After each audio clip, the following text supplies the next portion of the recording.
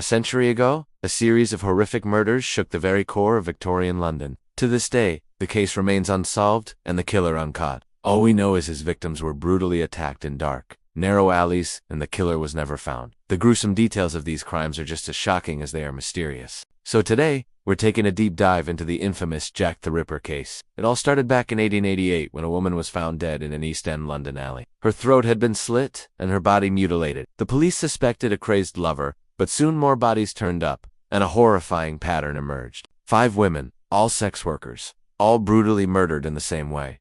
It was clear that a serial killer was on the loose, and so began the hunt for Jack the Ripper. The name Jack the Ripper came from a letter that was sent to the police, postmarked from Whitechapel, where most of the murders took place. Dear boss, I want to tell you that I was the one who committed those horrible murders in Whitechapel. The first was in Duke's Court, the second and third in Hanbury Street, the fourth in Dorset Street, and the fifth in Church Court. You are welcome to come and search the places, if you think you can find any more clues there. The next time I strike, it will be a man, for it is a man I really love my bloody work.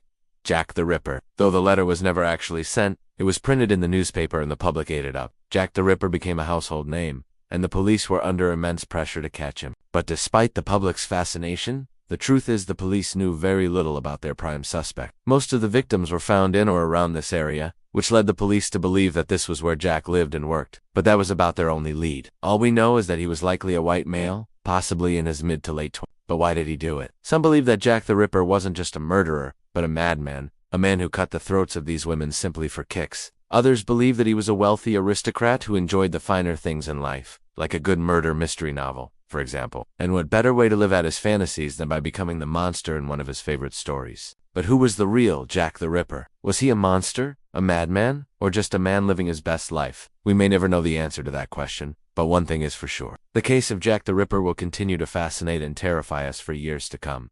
Thank you for watching. If you enjoyed this video, please leave a like and subscribe. With that said, until next time.